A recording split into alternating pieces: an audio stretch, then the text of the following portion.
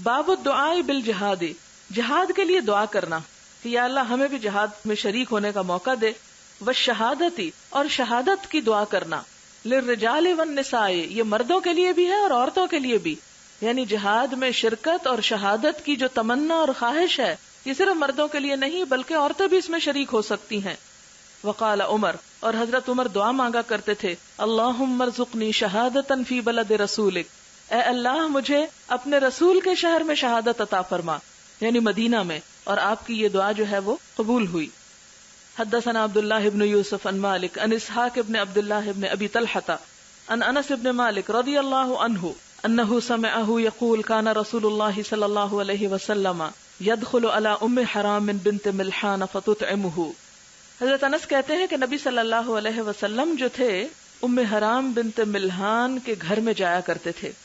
کہا یہ جاتا ہے کہ ازواج مطہرات کے علاوہ وہ صرف ام حرام کے گھر میں آیا کرتے تھے، اور اس کی بنیادی وجہ یہ تھی کہ ان کے بھائی جو تھے وہ بئر معونہ کے واقعے میں شہید ہو چکے تھے، تو ان کی دلجوئی کے لیے آیا کرتے تھے، اور پھر وہ بھی آپ صلی اللہ علیہ وسلم کا بہت خیال رکھا کرتی تھی.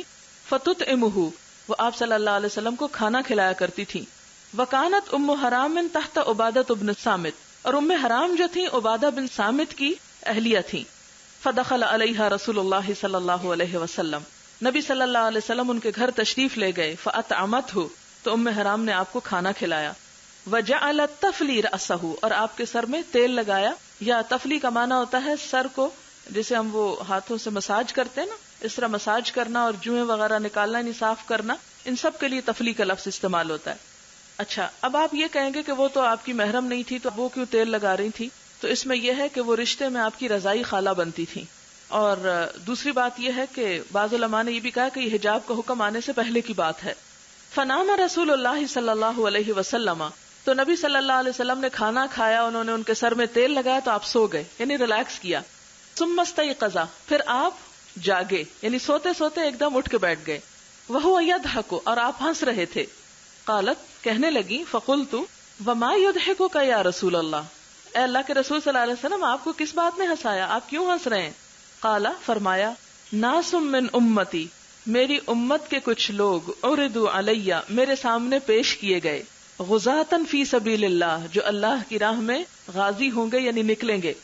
یرکبون، وہ سوار ہوں گے، سبج ھذا البحر، اس سمندر کے بیچوں بیچ، سبج وسط، ملوکن، بادشاہوں کی طرح، علی الاسرتی، جو تخت پر بیٹھے ہوتے ہیں.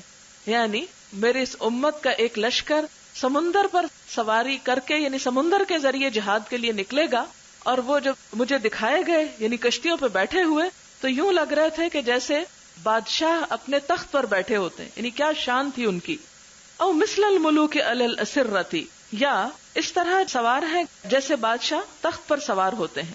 شک کا اسحاق کو یہ لفظ میں ذرا شک ہوا ہے، ملوکن او مثل الملوک میں. قالت فقلت یا رسول اللہ، کہنے لگی یہ بات سن کے کہ میں نے کہا یا رسول اللہ، ادعو اللہ، آپ اللہ سے دعا کیجئے، ان یجعلنی منہم، کہ اللہ مجھے بھی ان میں شامل کر دے. یعنی آپ کی امت کے وہ لوگ جو سمندر کے اوپر سواری کر کے جہاد میں شامل ہوں گے، اللہ مجھے بھی ان میں شامل کر دے. فدعا لها رسول اللہ صلی اللہ علیہ وسلم، تو نبی صلی اللہ علیہ وسلم نے آپ کے لیے بھی دعا کی. اس سے کیا پتہ چلتا ہے کہ عورت جہاد میں شریک ہو سکتی ہے اور اس کا ساتھ جانا جو ہے معیوب نہیں ہے، یعنی فرض نہیں ہے. یہ یاد رکھیں، فرض نہیں ہے لیکن جانے سے روکا نہیں گیا، ورنہ آپ صلی اللہ علیہ وسلم یہیں پر فرما دیتے، ام حرام تم کتنے غلط مطالبہ کر رہی، تمہیں نہیں پتا عورتوں کو گھر سے نہیں نکلنا چاہیے اور عورتوں پہ کوئی جہاد فرض نہیں. آپ نے ایسا نہیں فرمایا، بلکہ ان کی اس خواہش کا احترام کرتے ہوئے آپ نے ان کے لیے دعا کی. ثم وضع رأسہ، یہ دعا کر کے آپ نے سر رکھا اور سو گئے. ثم استيقظ، پھر اٹھے، وهو يضحك، اور آپ ہنس رہے تھے. فقلت وما يضحكك یا رسول اللہ، میں نے پوچھا اللہ کے رسول صلی اللہ علیہ وسلم آپ کو کیا چیز ہنسا رہی ہے؟ قال ناس من امتی عرضوا علی غزاتا، فرمایا میری امت کے کچھ لوگ میرے سامنے غازی بنا کر پیش کیے گئے، فی سبیل اللہ، اللہ کی راہ میں، یعنی جہاد کرنے کو جانے والے. کما قال فی الاول، جیسا کہ پہلے آپ نے فرمایا. قالت، کہنے لگی، فقلت یا رسول اللہ ادعو اللہ یجعلنی منہم، تو میں نے کہا اللہ کے رسول صلی اللہ علیہ وسلم آپ دعا کیجئے کہ اللہ تعالیٰ مجھے بھی ان میں شامل کر دے. قال انت من الاولین، فرمایا تم وہ پہلوں میں شامل ہو چکی. یعنی اب یہ کوئی اور گروہ مجھے دکھایا گیا ہے، یعنی یہ جہاد سمندر کے ذریعے جاری رہے گا. تو فرمایا کہ وہ جو میں نے پہلے گروہ کی بات کی تھی تم ان میں شامل ہو چکی. فرکبت البحر، تو کہا یہ جاتا ہے کہ ام حرام جو تھیں وہ سمندر پر سوار ہوئیں. یہ ایک محاورہ رکبت البحر یعنی سمندر کی سواری کی انہوں نے. فی زمان معاویہ بن ابی سفیان، حضرت معاویہ بن ابی سفیان کے زمانے میں. یہ اس وقت کا واقعہ ہے جب حضرت معاویہ جو تھے مصر کے گورنر تھے. یہ حضرت عثمان رضی اللہ تعالی عنہ کی خلافت کا زمانے کا واقعہ ہے. حضرت معاویہ کے دل میں سمندر کے ذریعے جہاد کا خیال پیدا ہوا. انہوں نے حضرت عثمان سے اجازت مانگی. حضرت عثمان رضی اللہ تعالی عنہ نے اجازت دی اور یوں پہلا بحری بیڑا تیار کیا گیا مسلمانوں کے لیے روم کی طرف حملہ آور ہونے کے لیے. اور آپ کو معلوم ہے کہ آپ صلی اللہ علیہ وسلم نے روم پر حملہ آور ہونے والے لشکر کو جنت کی بشارت دی تھی.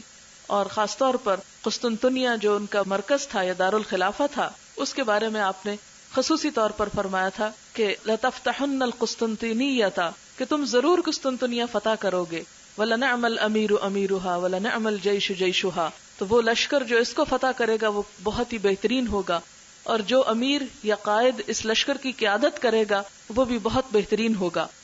اور یہ چونکہ آپ کی بشارت تھی، پیشن گوئی تھی، اس لیے صحابہ کرام اور جو بھی بعد میں جب تک قسطنطنیہ فتح نہ ہوا لوگ بارہا اس طرف جاتے رہے تاکہ ہمارے اوپر وہ بشارت جو ہے وہ پوری ہو اور ہم وہ خوش قسمت لوگ ہوں جن کے بارے میں آپ صلی اللہ علیہ وسلم نے یہ الفاظ فرمائے تھے. تو اسی لیے امیر معاویہ کے دل میں یہ خیال آیا اور انہوں نے اس کی تیاری کی اور اپنے شوہر کے ساتھ یہ بھی جہاد میں جانے کے لیے سمندری سفر کے لیے گئیں. فسرعت عن دابتها، کہا یہ جاتا ہے کہ سمندر پہ سوار ہونے کے بعد جب ساحل پہ دوسری طرف جا کے لشکر اترا تو گھوڑوں پہ سوار ہوئے. جب گھوڑے پر بیٹھی تو گھوڑے سے گر گئیں. فسرعت عن دابتها، تو اپنی سواری سے گر کر حین خرجت من البحر، جب سمندر سے نکلی فہلکت، تو وہاں فوت ہو گئیں. اور یہ ان کا فوت ہونا کیا تھا؟ ان کے لیے ایک طرح سے شہادت تھا. تو یہاں بتانے کا مطلب یہ ہے کہ وہ خود لڑی نہیں بھی یا ابھی جنگ ہوئی بھی نہیں، لیکن چونکہ اللہ کی راہ میں نکلی، اللہ کے دین کے لیے نکلی، تو ان کا یہ نکلنا قبول کیا گیا اور انہیں بھی شہادت نصیب ہوئی. تو اس سے یہ پتہ چلتا ہے کہ حالات اور وقت کی ضرورت کے مطابق خواتین اگر یہ قربانی دیتی ہیں تو ان کی بھی اس کوشش کی ناقدری نہیں کی جائے گی.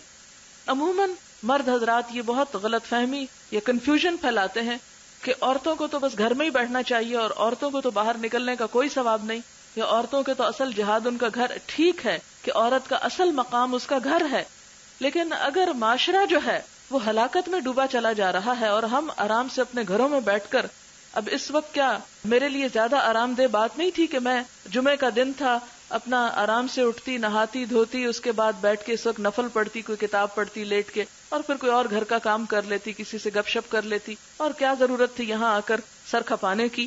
بہت آرام دہ زندگی ہے وہ، لیکن اس پر اس کو ترجیح دی ہے. کیوں دی ہے؟ تاکہ اللہ کے دین کی معرفت زیادہ سے زیادہ عام ہو لوگوں کے اندر، اور جتنی جتنی عام ہوگی اتنی ہی دینی غیرت اور حمیت جاگے گی، اور جتنی وہ دینی غیرت ہوگی اتنی ہی انشاءاللہ تعالیٰ پھر معاشرے کے اندر بہتری اور دین کی محبت، اللہ اور اس کے رسول کی محبت جو ہے وہ دلوں میں آئے گی. اور اگر ایک عورت اپنی باقی ذمہ داریوں کے ساتھ یہ کام کر سکے تو انشاءاللہ یہ کام آپ میں سے ہر ایک کے لیے جو بھی اس مشکل راہ کو اختیار کرے گی، کیونکہ یہ راہ ہے کٹھن، یہ ہے مشکل. گھر کی آرام دہ زندگی کے مقابلے میں جب انسان گھر کے ساتھ باہر کے کام بھی کرتا ہے اور اس میں اس کی دنیا کا کوئی فائدہ نہیں، صرف دین کی خدمت کے لیے، تو واقعی مشکل ہے.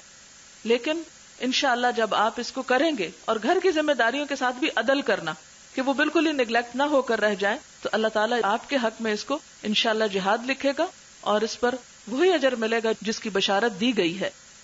باب درجات المجاہدین فی سبیل اللہ، اللہ کی راہ میں جہاد کرنے والے مجاہدوں کے درجات. یقال ھذہ سبیلی، کہا جاتا ہے کہ یہ ہے میرا راستہ، وھذا سبیلی، اور یہ ہے میرا راستہ. قال ابو عبداللہ غزا واحدها غاز ہم درجات لہم درجات.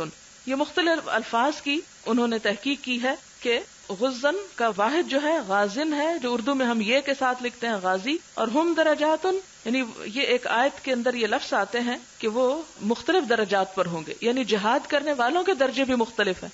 ظاہر ہے کہ جو جتنا گڑ ڈالے اتنا ہی میٹھا نکلے گا.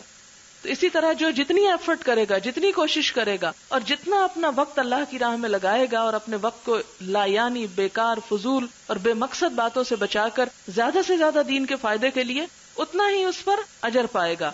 تو وہ پھر اجر کس طرح ہوگا، کس کا؟ جتنا جتنا اس نے اس میں کام کیا ہوگا. ہم درجات، وہ درجوں میں ہیں، یعنی لہم، ان کے لیے درجات ہیں، یعنی مختلف گریڈز ہیں. جس طرح دنیا کو کوئی امتحان دے کر ABCD گریڈ آتا ہے، اسی طرح اللہ کے ہاں جہاد کرنے والوں کے درجات مختلف ہیں. حدثنا يحيى بن صالح حدثنا فليح عن هلال ابن علي عن عطاء بن يسار عن ابي هريره رضي الله عنه قال قال النبي صلى الله عليه وسلم، آپ نے فرمایا، من آمن بالله وبرسوله، جو اللہ اور اس کے رسول پر ایمان لایا، واقام الصلاة وصام رمضان، اس نے نماز قائم کی اور رمضان کے روزے رکھے، كان حقا على الله، اس کا اللہ پر حق ہے، ان يدخله الجنہ، کہ وہ اسے جنت میں داخل کرے. جاہد فی سبیل اللہ، وہ اللہ کی راہ میں جہاد کرے. او جلس فی ارضہ التی ولد فیہا، یا بیٹھا رہے اس زمین میں جہاں وہ پیدا ہوا، یعنی پھر اسے جہاد کا کوئی موقع ہی نہیں ملا. فقالوا یا رسول اللہ افلا نبشر الناس، لوگوں نے کہا اے اللہ کے رسول صلی اللہ علیہ وسلم، کیا ہم لوگوں کو خوشخبری نہ دیں؟ قال ان فی الجنۃ 100 درجۃ، فرمایا جنت میں 100 درجات ہیں، 100 گریڈ ہیں. اعدها اللہ للمجاہدین فی سبیل اللہ، اللہ نے تیار کیا اپنے راہ میں جہاد کرنے والوں کے لیے، ما بین درجتین کما بین السماء والارض، کہ 2 درجوں کے درمیان اتنا فاصلہ ہے کہ جو آسمان و زمین کے درمیان ہے.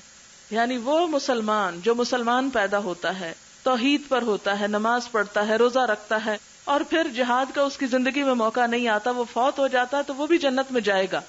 لیکن اس کے برعکس جس مسلمان کو جہاد کا موقع ملا یا جو جہاد کے لیے نکلا، اس کے درجات تو پھر کہیں زیادہ بلند ہیں. اور ان کی بلندی کتنی ہے؟ فرمایا کہ جنت میں 100 درجے ہیں جن کو اللہ نے جہاد کرنے والوں کے لیے تیار کیا ہے. یعنی عام لوگ وہاں نہیں پہنچیں گے، عام لوگ عام جنت میں ہوں گے، لیکن ان درجات میں، ان بلند مقامات میں مجاہدین پہنچیں گے. اور ان مجاہدین کے درجات، یعنی وہ 100 درجے جو ہیں، سٹیپس 100 جو ہیں، وہ کتنی اونچی ہیں؟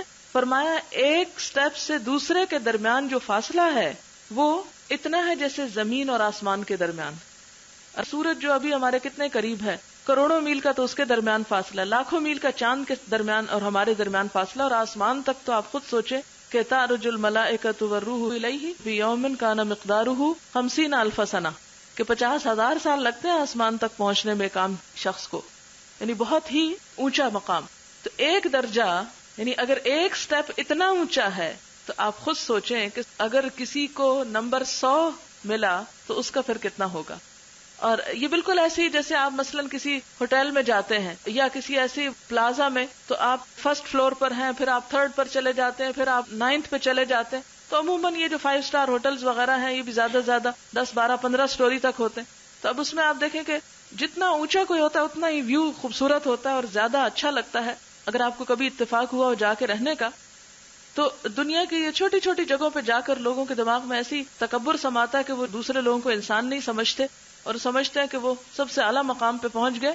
لیکن اللہ تعالیٰ کے ہاں ان چیزوں کی کوئی اہمیت اور مقام نہیں اگر انسان کے پاس ایمان اور تقوی اور جہاد کی کیفیت نہیں یا شوق نہیں. تو اس کے برعکس اللہ تعالیٰ جنت میں مجاہدین کو ان کے جہاد کے برابر اور ان کی کوششوں کے برابر بلند مقامات دیں گے. اور ہر ایک کا نام کہاں لکھا ہوگا یا کہاں پر ہوگا، جتنی جتنی اس کی کوشش ہوگی. لیکن یہ ہے کہ دنیا میں آپ دیکھیں کہ زیادہ سے زیادہ جب فرق ہوتا ہے ABCD E تک تو جا کے فیل ہو جاتے ہیں، 2-3 گریڈ ہی ہوتے ہیں. لیکن اللہ تعالیٰ کے ہاں بے شمار درجے ہیں، اور اس میں بھی ہمیں یہ نہیں کہ نیچے ہی بیٹھ جانا چاہیے، چلو شکر ہے جنت تو مل گئی ہے، جنت میں چلے جائیں کافی ہے. نہیں، جس طرح ہم دنیا کے حقیر گھروں کے لیے کوشش کرتے رہتے ہیں کہ نہیں اچھا ہو، بہتر ہو، یہاں نہیں وہاں ہو، اس ایریا میں ہو، اس کوالٹی کا ہو، اس درجے کا ہو، اس میں یہ فیسلٹی ہو، تو انہی حقیر چیزوں کے پیچھے زندگی اپنی گزار دیتے ہیں. لیکن یہ نہیں سوچتے کہ جو کچھ ان سب چیزوں کے برعکس اللہ کے ہاں ملنے والا ہے وہ کہیں بلند اور کہیں عالی شان ہے، اور وہ پائیدار ہے اور ہمیشہ ہمیشہ کے لیے. تو اس لیے تمنا کریں اس گھر کی کہ جہاں آمنین، اپنے قرآن میں پڑھا جنت کی خاص خصوصیت ہے کہ آمنین، وہاں امن سے رہنے والے ہوں گے، جہاں کسی قسم کی کسی چیز کے جانے کا کوئی خوف خطرہ ہوگا ہی نہیں. اور پھر اونچے درجوں پہ جانے کی کوشش کریں.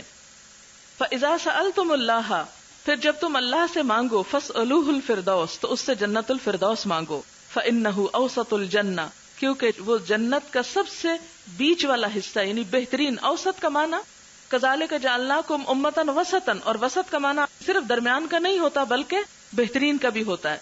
فَإِنَّهُ أَوْسَطُ الْجَنَّةِ وَأَعْلَى الْجَنَّةِ، وہ جنت کے بالکل بیچ میں اور بہترین اعلیٰ ترین جگہ ہے۔ أَرَاهُ قَالَ وَفَوْقَهُ عَرْشُ الرَّحْمَنِ، اور وہ جو فردوس ہے اس کے اوپر رحمان کا عرش ہے، یعنی اعلیٰ ترین سب سے اونچا درجہ جس کے اوپر رحمان کا عرش۔ وَمِنْهُ يَتَفَجَّرُ الْأَنْهَارُ الْجَنَّةِ، اور یہاں سے جنت کی نہریں پھوٹتی ہیں، یعنی سورس ہے وہ جگہ ہر خیر کا۔ قال محمد بن فلیح عن ابیہ وفوقہ عرش الرحمن، اور دوسری روایت میں بھی یوں آیا ہے کہ اس کے اوپر پروردگار کا عرش ہے۔ لیکن وہاں پہنچنے کے لیے محنت بھی چاہیے، ایسا نہ ہو کہ 2-3 درجوں تک جا کے تو تھک جائیں کہ بس سیڑھیاں بہت چڑھ لی ہیں اب کافی ہو گیا، ہم سے اس سے زیادہ کام نہیں ہوتا، ہم تھک گئے ہیں۔ نہیں، کہیں بھی نہیں تھکنا جا کے، جب تک اللہ نے ہمت دی ہے، جسم میں جان ہے اور تھوڑی سی بھی جان ہے تو اس جان کو اللہ کی راہ میں کھپانا ہے، حتیٰ کہ وہ وعدہ آ جائے اللہ کا اور انسان دنیا سے رخصت ہو جائے۔ اور اگر کہیں تھک گئے تو بس پھر وہیں رک گئے۔ حدثنا موسیٰ حدثنا جریر حدثنا ابو رجاء عن سمرة قال قال النبي صلی اللہ علیہ وسلم رأيت الليلة رجلين اتياني، میں نے دیکھا رات کو کہ 2 لوگ میرے پاس آئے، فصعد بي الشجرة، تو مجھے لے کر ایک درخت پر چڑھ گئے، وادخلاني دارا هي احسن وافضل لم ارى قط احسن منها، اور مجھے ایک اچھے سے گھر میں لے گئے جس سے بڑھ کر عمدہ اور خوبصورت گھر میں نے کبھی نہیں دیکھا۔ قالا، دونوں نے کہا، اما هذه الدار فدار الشهداء، دیکھ رہے ہو یہ گھر شہیدوں کا گھر ہے، یعنی یہ شہیدوں کا مقام ہے۔ نبی صلی اللہ علیہ وسلم کو خواب میں فرشتے شہداء کے گھر میں لے گئے۔ اچھا، یہاں پر آپ دیکھیں کہ درخت پہ لے گئے، تو یہ جو ٹری ہاؤس کا تصور ہے نا ہمارے ہاں، ٹری ہاؤس شاید آپ نے سنا ہو یا دیکھا ہو، تو ایک بڑی اس میں فینٹیسی بھی ہے اور ایک بڑا خوبصورت تصور بھی آتا ہے۔ بڑے بڑے درختوں کے اوپر، یعنی جیسے بچوں کے وہ بنتے ہیں گڑیا کے گھر، اسی طرح بڑی شاخ کے اوپر یا بڑے تنے کے اوپر گھر بنائے جاتے ہیں، اور اس میں بیٹھ کر وہ پرندوں کی چہچہاہٹ اور وہ سبزہ اور وہ حسن، وہ کچھ اور ہی ہوتا ہے۔ تو فرمایا کہ اسی طرح وہ درختوں کے درمیان میں، یعنی جنت تو ویسے بھی سبزے سے گھری ہوئی ہے، اور جنت کا مطلب ہی باغ ہے، یعنی باغوں کے عین اندر اتنا خوبصورت گھر دکھایا کہ جس سے زیادہ خوبصورت گھر میں نے کبھی دیکھا ہی نہیں تھا اور تھا ہی نہیں۔ تو فرمایا کہ یہ شہیدوں کا گھر ہے۔ باب الغدوۃ والروحۃ فی سبیل اللہ، اللہ کی راہ میں صبح کے وقت نکلنا یا شام کے وقت نکلنا۔ یہ جو غدوہ ہے نا، یہ صبح سے لے کے زوال کا وقت ہوتا ہے، اور روحہ زوال سے شام کا وقت۔ وقاب قوس احدکم من الجنہ، اور جنت میں تم میں سے ایک کے کمان رکھنے کی جگہ، یعنی یہ باب کا نام ہے، اس کی وضاحت آگے آتی ہے کہ اگر کوئی شخص اللہ کی راہ میں جہاد کے لیے صبح کے وقت یا شام کے وقت نکلتا ہے تو اس کا اجر کتنا ہے۔ حدثنا معل بن اسد حدثنا وہیب حدثنا حمید عن انس بن مالک رضی اللہ عنہ عن النبی صلی اللہ علیہ وسلم قال لغدوۃ فی سبیل اللہ او روحۃ خیر من الدنیا وما فیہا، اللہ کی راہ میں صبح کو یا شام کو نکلنا دنیا اور جو کچھ دنیا کے اندر ہے ان سب سے بہترین ہے۔ یعنی اتنی سی کوشش سے انسان وہ کچھ پا سکتا ہے جو پوری دنیا میں ڈھونڈے سے انسان کو نہیں ملتا، یعنی اس کا اتنا بے پناہ اجر ہے۔ پھر انسان کو کہاں آرام سوجے گا، کہاں اس کو نیند آئے گی، اور کہاں وہ چین سے بیٹھا رہے گا۔ حدثنا ابراہیم بن المنذر حدثنا محمد بن فلیح قال حدثني ابی عن ہلال بن علی عن عبد الرحمن بن ابی امرۃ عن ابی ہریرہ رضی اللہ عنہ عن النبی صلی اللہ علیہ وسلم قال، نبی صلی اللہ علیہ وسلم نے فرمایا، لقاب قوس فی الجنۃ، جنت میں ایک کمان کے برابر کی جگہ، خیر مما تطلع علیہ الشمس، ان سب چیزوں سے بہتر ہے جس پر سورج طلوع ہوتا ہے، وتغرب، اور جن پر غروب ہوتا ہے۔ وقال لغدوۃ او روحۃ فی سبیل اللہ خیر مما تطلع علیہ الشمس وتغرب، اور اللہ کی راہ میں صبح یا شام کو نکلنا یا چلنا ان سب چیزوں سے بہتر ہے جن پر سورج نکلتا اور ڈوبتا ہے۔ تو ہم اپنے گھر بنانے، سجانے، سنوارنے، ستھرانے اور معلوم نہیں کیا کچھ کرنے میں اپنے وقت ضائع کرتے ہیں، ٹھیکریوں کو صاف کرتے ہی ہمارے وقت گزر جاتے ہیں، اور کرسٹل سے پیار کر کے ہم نے اپنا آخرت برباد کرنے شروع کر رکھی ہے۔ تو ان چھوٹی چھوٹی چیزوں کو اہمیت دینے کی بجائے اس وقت کو بچائیں اور نکلیں اللہ کی راہ میں، اور پھر آپ دیکھیں کہ کیا کچھ اس کے بدلے میں آپ کو آخرت میں نہیں ملتا۔ جو ہمیشہ ہمیشہ کے لیے آپ کا ہوگا. لیکن ہم نے ان چھوٹی چھوٹی حقیر چیزوں کے ساتھ ایسا دل لگایا ہے کہ ہم ہر وقت عذر بہانے کرتے رہتے ہیں, ٹائم ہی نہیں ملتا. تو جو اللہ کو دھوکہ دیتے ہیں پھر اللہ تعالیٰ ان کے وقت میں بھی برکت کوئی نہیں ڈالتا. حدثنا قبیصۃ حدثنا سفیان عن ابی حازم عن سہل بن سعد رضی اللہ عنہ عن النبی صلی اللہ علیہ وسلم قال الروحۃ والغدوۃ فی سبیل اللہ افضل من الدنیا وما فیہا. اللہ کی راہ میں صبح کو کچھ چلنا اور شام کو کچھ چلنا دنیا اور دنیا میں جو کچھ ہے سب سے افضل ہے. باب الحور العین وصفتهن یحار فیہ مطرف. الحور حور سفیدی سے ہے, العین بڑی آنکھوں والی عورت یعنی سفید اور بڑی آنکھوں والی عورت, اور ان کی صفت کیا ہے؟ یحار فیہ مطرف, کہ جن کو دیکھ کے آنکھ حیران ہو جائے. آنکھ کے اندر ایک سیاہی ہوتی اور ایک سفیدی ہوتی. جب انسان کی آنکھ زیادہ کھلتی ہے تو سفیدی زیادہ نمایاں ہو جاتی. تو ایسی خوبصورت چیز کہ جس کو دیکھ کر آنکھ کھلی کی کھلی رہ جائے, بند ہی نہ ہو, یعنی آنکھ کی سفیدی نظر آ جائے. شدیدۃ سواد العین, یعنی ان کے آنکھ کی سیاہی بھی بہت سیاہ ہوگی. شدیدۃ بیاض العین, اور آنکھ کی جو سفیدی ہوگی سفید حصہ وہ بھی بہت سفید ہوگا, یعنی زبردست کنٹراسٹ ہوگا جس کی وجہ سے وہ آنکھیں بہت خوبصورت لگیں گی. وزوجناہم بحور, اور ہم ان کو بیاہ دیں گے حوروں کے ساتھ. انکحناہم, زوجناہم کا مطلب ہے انکحناہم, ہم نکاح کر دیں گے ان کا. حدثنا عبداللہ بن محمد حدثنا معاویہ بن عمرو حدثنا ابو اسحاق عن حمید قال سمعت انس بن مالک رضی اللہ عنہ عن النبی صلی اللہ علیہ وسلم قال ما من عبد, نہیں کوئی بندہ, یموت جو مر جاتا ہے, لہو اس کے لیے, عند اللہ اللہ کے ہاں, خیرن کوئی نیکی ہوتی ہے, یسرہ خوش کرتی ہے اس کو یہ بات, ان یرجع الی الدنیا کہ دنیا کی طرف لوٹے, وان لہ الدنیا وما فیہا, اور بے شک اس کے لیے دنیا اور جو کچھ اس میں ہے, الا الشہید, مگر شہید. یعنی مراد اس سے کیا ہے کہ جو بندہ مر جاتا ہے اور اللہ کے پاس اس کی کچھ بھی نیکی جمع ہوتی ہے, وہ پھر دنیا میں آنا پسند نہیں کرتا. گو اس کو ساری دنیا اور جو اس میں ہے سب کچھ مل جائے, وہ نہیں آنا چاہتا پھر مڑ کے. یعنی جو مر جائے اور مرنا اس کا خیر پر ہو, ایمان پر ہو, اور اس نے کچھ نیکی بھی کما کے آگے بھیجی ہو, جب وہ وہاں دیکھتا کہ میرا اگلا جہان اچھا ہے, کبھی دنیا میں واپس نہیں آنا چاہتا. لیکن شہید نہیں رہنا چاہتا, شہید پھر آنا چاہتا ہے. لما یرا, واسطے اس کے جو وہ دیکھتا ہے, من فضل شہادت, شہادت کی فضیلت, یعنی جو شہید ہونے میں لطف ہے, اللہ کی راہ میں جان دینے میں لطف ہے, اس لطف کو پانے کے لیے وہ بار بار دنیا میں آنا چاہتا ہے. فإنہ یسرہ ان یرجع الی الدنیا, تو اس کو یہ بات خوش کرتی ہے کہ وہ دنیا میں آئے. فیقتل مرۃ اخری, پھر دوبارہ قتل کیا جائے, یعنی پھر آئے, پھر قتل کیا جائے, پھر واپس آئے, پھر قتل کیا جائے. یعنی قتل ہونے سے انسان ڈرتا ہے, انسان کی جان جاتی ہے کہ ہائے میری جان چلی جائے. کہا کہ یہی تو اصل لطف کی بات ہے کہ انسان نے اس سے بڑا لطف کوئی دیکھا ہی نہیں جو اللہ کی راہ میں مرنے کا ہے. اور یہ حقیقت ہے, مر کے تو ابھی نہیں دیکھا, لیکن اللہ کی راہ میں نکل کر اللہ کے دین کی خدمت اور اللہ کے دین کے لیے انسان جب نکلتا تو آپ یقین کیجئے کوئی تھکن نہیں ہوتی, کوئی پریشانی نہیں ہوتی, اور کوئی غم نہیں رہتا. ہر چیز انسان بھول جاتا ہے, اور ہر چیز پر انسان کو یہ چیز اس پہ حاوی ہو جاتی ہے کہ ہر چیز اس کے مقابلے میں ہیچ نظر آتی ہے, اور اس کے لیے تھکنا بھی, اور اس کے لیے تکلیف اٹھانا, اور اس کے لیے مشقت اٹھانا بھی انسان کے لیے ایک باعث لذت اور باعث راحت چیز بن جاتی. جو سکون انسان کو اس تھکن میں ملتا ہے وہ گھر کے آرام میں کہیں بھی نہیں ملتا. قال وسمعت انس بن مالک, اور وہ کہتے کہ میں نے انس بن مالک سے سنا, ان النبی صلی اللہ علیہ وسلم انہ قال لروحۃ فی سبیل اللہ او غدوۃ خیر من الدنیا وما فیہا ولقاب قوس احدکم من الجنۃ, اور تمہاری کمان رکھنے کی جگہ جنت میں, او موضع قید, قید کہتے ہیں چمڑے کا کوڑا جس کو رنگا نہ گیا ہو, یعنی قید کوڑا, لیکن کون سا کوڑا؟ چمڑے کا جسے رنگا نہ گیا ہو, کوڑے کی قسم ہے. یعنی سوتہ, اس کے کوڑا رکھنے کی جگہ جو ہے, خیر من الدنیا وما فیہا, دنیا اور جو کچھ اس کے اندر ہے ان سب سے بہتر ہے. کوڑے کو اگر آپ نے سمجھ نہ ہو تو آپ نے کبھی ٹانگے کی سواری کی ہے تو آپ نے دیکھا ہوگا وہ جو چھانٹا ہوتا ہے نا, چھانٹے کے آگے وہ لگی ہوتی ہے چھمک جس کو بولتے ہیں, اسی کی طرح فرمایا کہ اس کے کوڑا رکھنے کی جگہ جو ہے وہ دنیا اور جو کچھ دنیا کے اندر ہے ان سب سے بہتر ہے.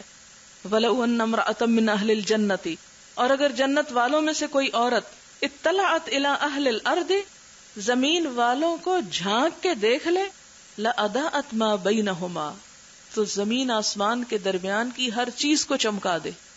یعنی اس کے چہرے پر اتنا نور ہے جنت کی عورت کے چہرے پر کہ اگر وہ آسمان سے زمین پہ جھانکے تو اندھیری رات میں بھی سورج سے زیادہ روشنی کر دے.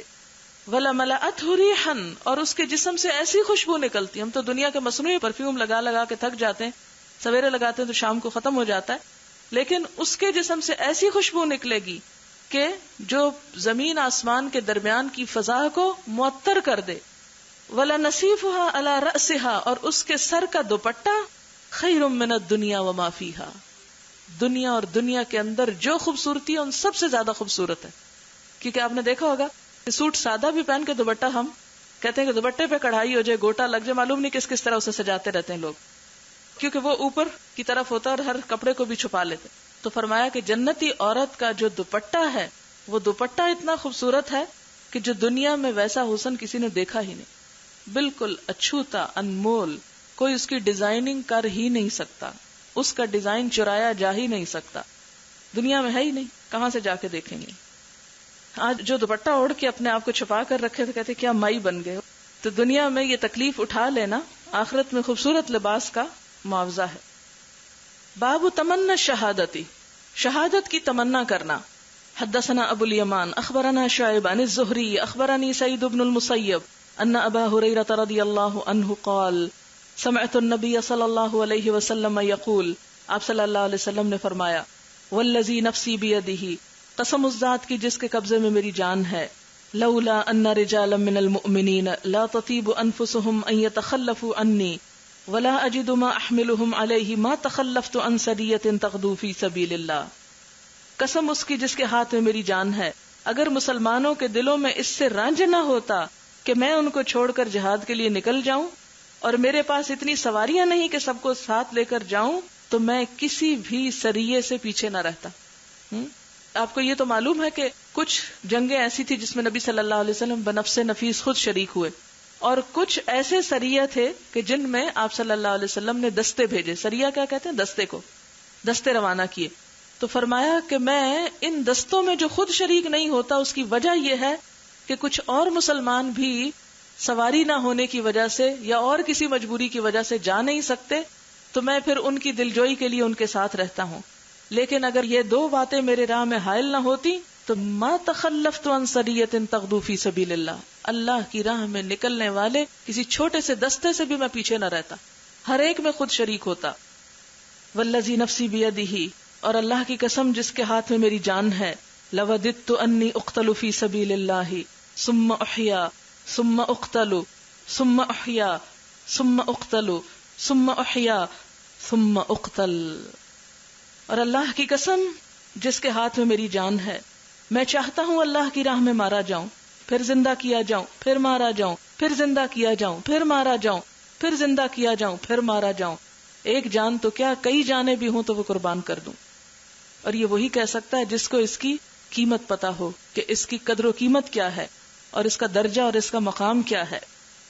حدثنا یوسف بن یعقوب الصفار حدثنا اسماعیل بن علیۃ عن ایوب عن حمید بن ہلال عن انس بن مالک رضی اللہ عنہ قال خطب النبی صلی اللہ علیہ وسلم فقال، نبی صلی اللہ علیہ وسلم نے خطبہ دیا اور فرمایا، اخذ الرأیۃ زید فاصیب، جھنڈا لیا زید نے تو وہ شہید ہو گئے. ثم اخذها جعفر فاصیب، پھر جھنڈا لیا جعفر نے پھر وہ شہید ہو گئے. ثم اخذها عبد اللہ بن رواحہ، پھر جھنڈا لیا عبداللہ بن رواحہ نے پھر وہ شہید ہو گئے. ثم اخذها خالد بن الولید، پھر خالد بن ولید نے وہ جھنڈا اٹھایا. ان غیر امرات، حالانکہ میں نے ان کو امیر نہیں بنایا تھا کیونکہ جن تینوں کو میں نے امیر بنایا وہ تینوں شہید ہو گئے. ان غیر امراتن، امراتن یا امرأ نہیں ہے، حمزہ کے بغیر ہے، یعنی امارت دیے بغیر، یعنی ان کو امیر نہیں بنائے گا، لیکن جب تینوں امیر شہید ہو گئے تو وہ خود آگے بڑھے. ففتح لہ، تو ان کے ہاتھوں پہ فتح ہو گئی. اچھا یہاں میں تھوڑی سی بات آپ کو بتاؤں کہ یہ غزوہ موطا کے لیے آپ نے ایک لشکر روانہ کیا تھا اور آپ نے ان کو تلقین کی تھی کہ اس غزوے میں امیر جو ہیں وہ زید بن حارثہ ہوں گے. کون تھے زید بن حارثہ؟ آپ کے منہ بولے بیٹے. اور پھر اگر وہ شہید ہو جائیں تو پھر جعفر. کون تھے جعفر؟ چچا زاد. اچھا پھر اگر وہ شہید ہو جائیں تو عبداللہ بن رواحہ. اب ہوا یہ کہ اسی ترتیب سے ایک کے بعد ایک شہید ہو گئے. آپ صلی اللہ علیہ وسلم کو جب ان کی شہادت کی خبر ملی تو آپ نے فرمایا وقال ما يسرنا انہم عندنا، ما يسرنا نہیں خوش کرتا ہم کو، انہم عندنا کہ وہ ہمارے پاس ہیں. قال ایوب کہتے ہیں، او قال یا آپ نے فرمایا تھا، ما يسرهم انہم عندنا، ان لوگوں کو ہمارے پاس رہنا اچھا نہیں لگتا. یعنی وہ شہید ہو کر اللہ کے پاس پہنچ گئے ہیں، ان کو ہمارے پاس آنا اب اچھا نہیں لگتا، ہمارے ساتھ رہنا اچھا نہیں لگتا. یعنی آپ ذرا سوچیں اس بات کی گہرائی کو کہ کسی شخص کو اگر یہ خواب میں بھی بشارت ہو جائے حضور صلی اللہ علیہ وسلم کی ملاقات کی، تو آپ سوچیں کہ اس کا کیا عالم ہوتا ہے جن کو ایسا خواب بھی نظر آ جائے. اور کہاں یہ کہ جیتے جی حقیقت میں زندہ ہوتے ہوئے انسان نبی صلی اللہ علیہ وسلم کی صحبت میں بیٹھے، یعنی دنیا بھی جنت بن جائے انسان کی، جس کو یہ نصیب ہو جائے. لیکن جو شخص شہید ہو جاتا ہے اس کے لیے پھر وہ شہادت کے بعد اللہ کے پاس پہنچنا وہ اس سے بھی بڑھ کر عزیز ہو جاتا ہے.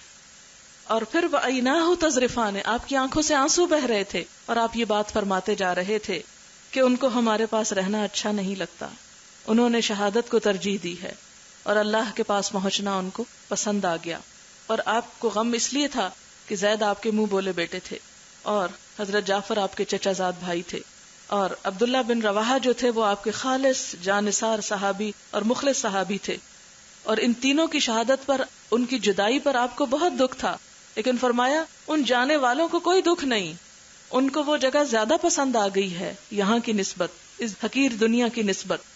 اور ہم لوگوں کا کیا حال ہے، دنیا سے جانے کو دل ہی نہیں چاہتا، چمٹے بیٹھے ہیں اس سے.